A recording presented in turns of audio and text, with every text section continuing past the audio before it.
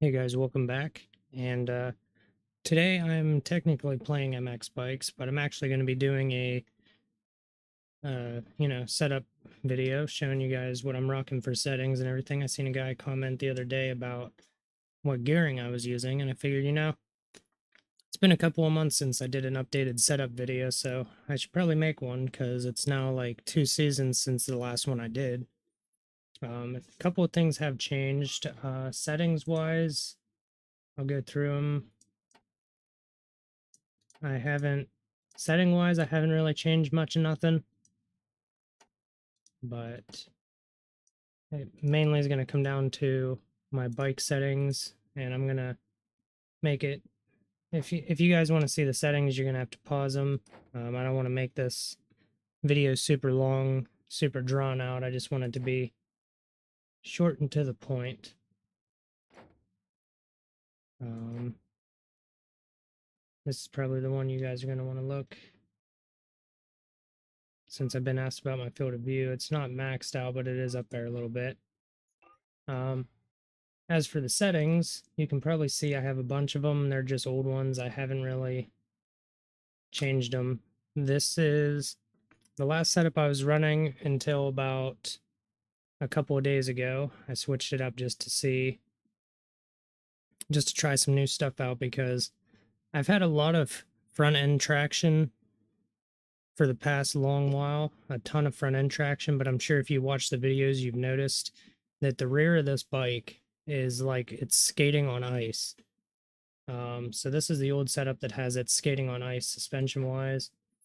In general, I'm running the minimum amount of fuel to complete a ranked race, just to give me any bit of advantage weight wise that I can have.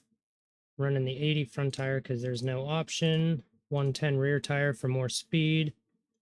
And you can see I run a low tire pressure, 9.8 front, 10.5 rear. And then suspension, I already showed you that. And drivetrain, I'm sure you're going to be like, hey, what's up with that? Completely stock is what the gearing is. The gearing I've been running is completely stock. Haven't messed with it. On the KTM 252 stroke, it just seems to work, so I haven't messed with it. And then there's the geometry, engine mapping, all that good stuff. But now we're going to get into the updated one. So geometry stays the same, gearing stays the same. Where you'll start seeing changes is when we go to general. Maybe you won't even see changes. I thought I messed with tire pressure, but I guess I have a little bit more tweaking to do. But suspension. So the current setup that you're seeing right now is the best I can do to maximize front and rear end traction, because before I had the rear end basically pushing the front into the ground for better traction, and now it's got higher compression, lower rebound, and lower spring, which I've found really helps plant the rear of this bike into the ground. So this is the new setup. I'm gonna do a quick lap just to, I don't know, throw a lap in there. I have like no warm up at all, so don't judge me. I've ran one lap on this track and I've never played it before. It's Unadilla, so I know it pretty well, but not this version of it. Yeah, as you can see,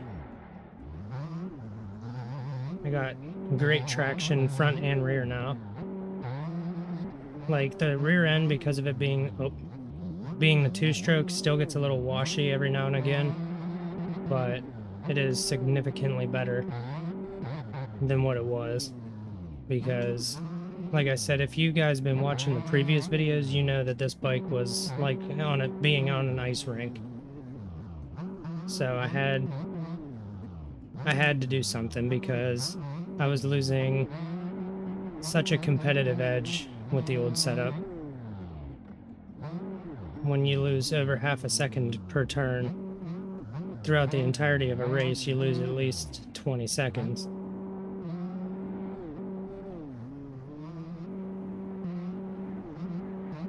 But yeah, you can see now that This current setup is pretty good. I will say too, these setups might not be as beginner friendly because I kind of have them set up to, you know, be able to maximize every potential this bike has. Which after this lap, I'll go in, I'll show you. One good thing that I didn't delete these setups is I still have the old ones from when I was, slower at the game. I'll show you this for all the beginners in the game. I'll show that setup because it's a little easier to use those. And these setups, they do work on the 450s and they work pretty well. So give them a try as well because the 450s are just insanely gripped up as it is. And then with this settings that are, designed to improve traction on this super loose bike, it just makes the 450s like monsters. They almost have as much traction as the 250 four-stroke that everybody runs because you can corner at whatever speed you want. But yeah, so as you can see, tons of traction. Like even when I'm leaning back on the throttle, I still got traction, which if you play this game, you know that for whatever reason, leaning forward gives you more rear end traction. And I mean, I'm sat down leaning backwards and I still have traction. So I guess that's just a testament to, well, okay. I mean, not going up a hill, but you get the point. It's pretty good. Anyway, as for, let's see, as for my beginner friendly setup, I'm going to do this one just to help people out. So we'll start over here, starting the tires. If you're a beginner and want to try this setup, or even if you're, advanced in the game and just want to have another setup to try, go ahead and give this one a shot. Here's the tire menu. There is the setting menu.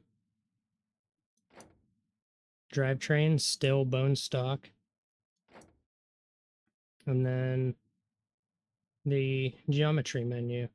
And as you can see with the swing arm length being longer, it helps prevent wheelies. It does, I've noticed it takes away some of the rear end traction because you're putting the wheel further away from underneath you. But this one is going to be the more beginner friendly, you're not as fast setup.